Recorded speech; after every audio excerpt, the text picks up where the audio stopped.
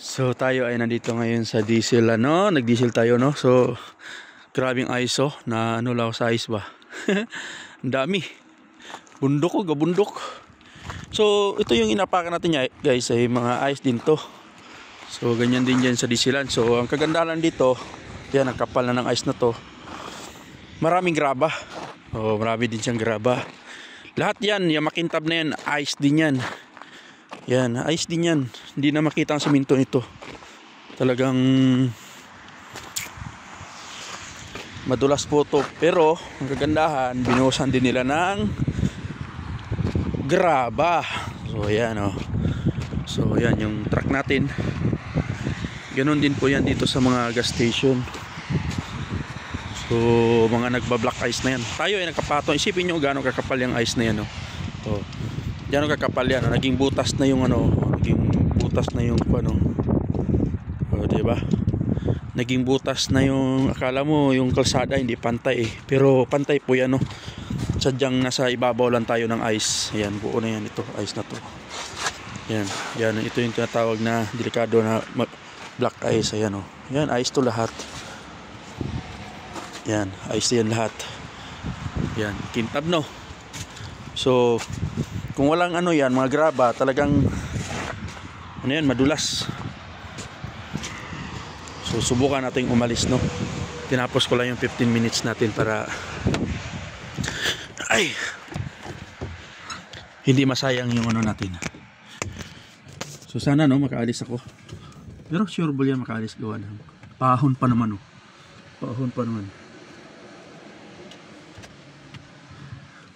Tinapos ko lang yung 15 minutes rest natin. So dito tayo sa Saifa, dito sa Umeå. Dito tayo ngayon sa Umeå nag-diesel.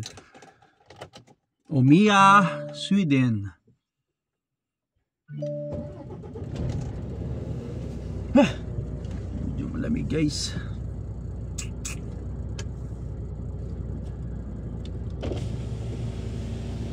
Ang kintab tingnan ng yelo. Yelo yan. Yan puro ice yan. At yan puro ice yan. Yan kintab. Pero dahil maraming buhangin o graba, hindi siya nagiging madulas. Kasi nung pumarking ako dito, muntikan ako hindi makaalis Tutulak sana ako ng loader nung time na yun na nag-diesel ako dito dahil walang mga wala pang graba. Pero ngayon daming graba kasi na tumigas na talaga yung yelo Kung sa Bisaya pa nabantok na. Ang kulira. Akala ko dito na ako mag-rest Pinapanload sa atin. Kaya hindi ako nagluto kahapon kasi dito sana ako magluto.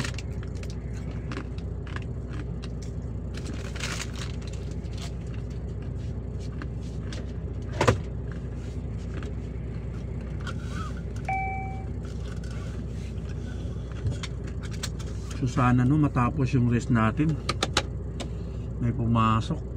Sigurado ako mag-diesel din yun. Meron pang 2 minutes.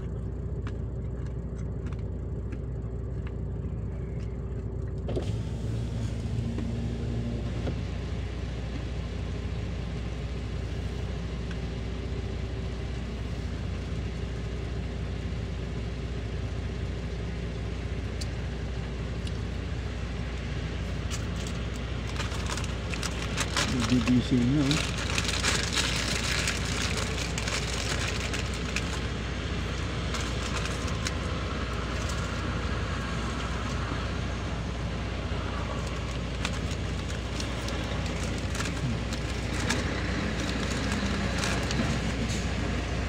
truck niya mahaba din, 25 meters din yan. 25 meters din yan.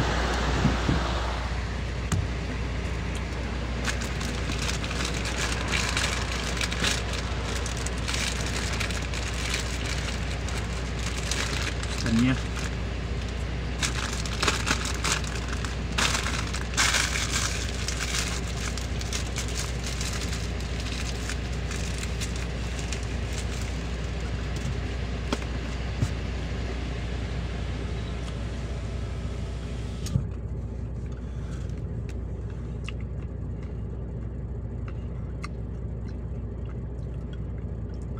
Malapit na tayo sa company natin.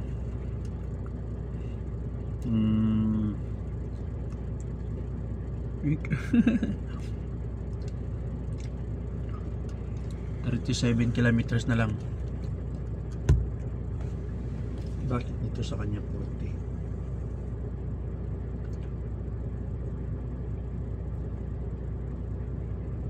37 na lang ha.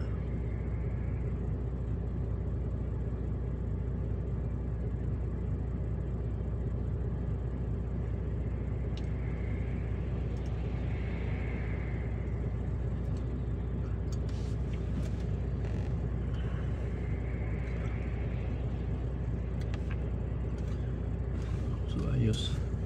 So ayan, tapos na. So sana no makalis no. Subukan natin no. Ay, hala. Hindi ko.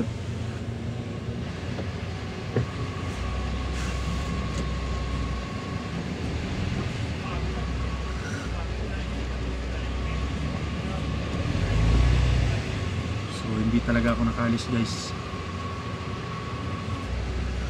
So i-atras ko kaunti.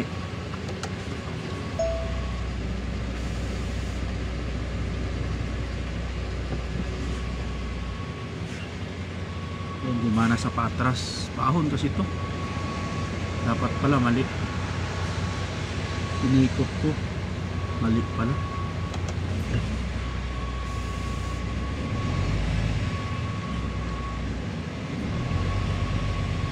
Patay tayo dyan. So ngayon, last option ko,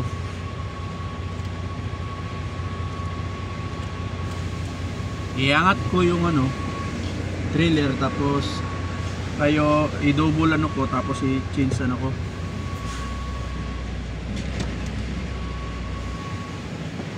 Wala talaga guys. So, ikot.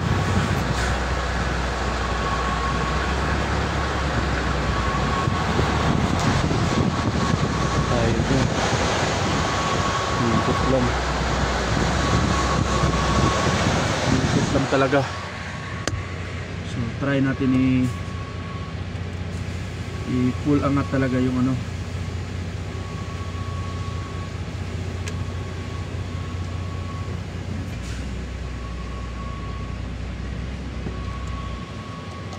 Tayo dyan.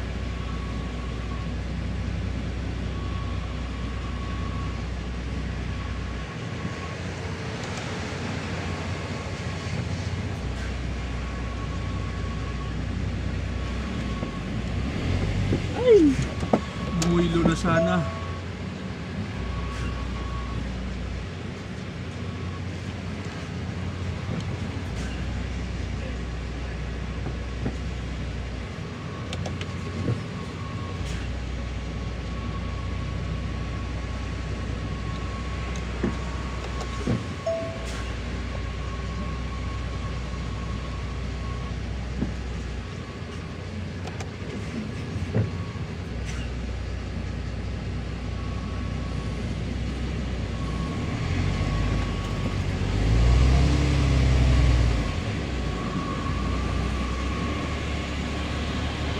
Ay, thank you, nakalis.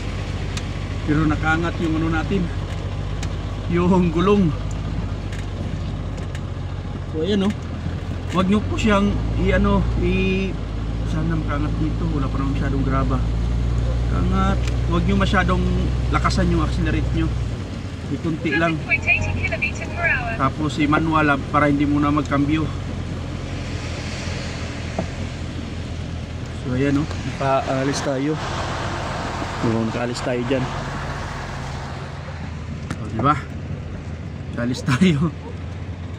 So ibaba na natin, huwag natin kalimutan ibaba yung kuan, yung pusher natin. Itong akin pusher to kasi nasa unahan ng umaangat na gulong. Hindi ko kuan na niya. Mahirap ako sa explain dyan. Yung kung nasa likod yung naangat, bugi naman daw ang tawag noon. So ayan o, buti nakaalis tayo. Hindi ka na ako doon. makapal kasi talaga yung yelo. So wag nyong ipahinto sa ganito, no? Malayo pa lang tingin. Yan. Para dire-diretso kayo sa kalsada. Yan o. Talagang hirap ako. So dito may yellow kaunti, pero sa kalsada itapat mo yung prinsyal mo sa may ano, sa may gaya niyan, malayo pa lang. So tinapat ko sa may grabat buhangin. Kasi pag dyan, tapat mo dyan, may yellow na, mahirapan ka na naman.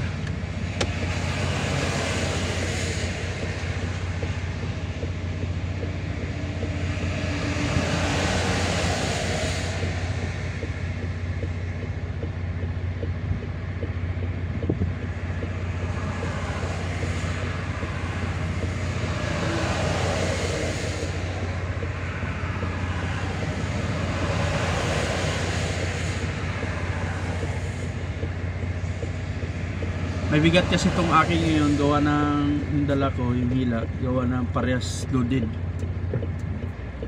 Yan. Lalay lang, o yan, ano siya. Pero restricted accessible area. Yan, manual ka muna para hindi siya magkambyo. Kambyo mo. Yan. So okay na, nakaho na. Wala nang problema. Yan, nag-iilaw pa dyan. O, yun, delikado yun, yung black ice na yan. Yan, kagaya yan sa gilid na yan, black ice yan. Yung nasa labas ng puti. Yan, black ice yan. Yan ang delikado. Yung nandito sa kalsada, medyo lusaw yan. Pero pag nag-negative 5, mga ganyan, yun yung pinakadelikado. Pag nag-yellow yan. Mas maganda pang takboy yung makapalang snow dahil hindi madulas yun masyado. Parang baliwala lang yun. Yung kakaano lang, kakabagsak lang, hindi madulas yun. Pero yung ganito, tapos mag negative 5, kagaya nyan, o yan, may mga black ice yan. Pero yung gilid ng ano, black ice yan. Kaya ingat po tayo lagi sa mga kapwa po truckers na nandito sa mga winter area, yung mga bansa. Ingat po tayo lagi sa bawat biyahe natin. Maraming salamat.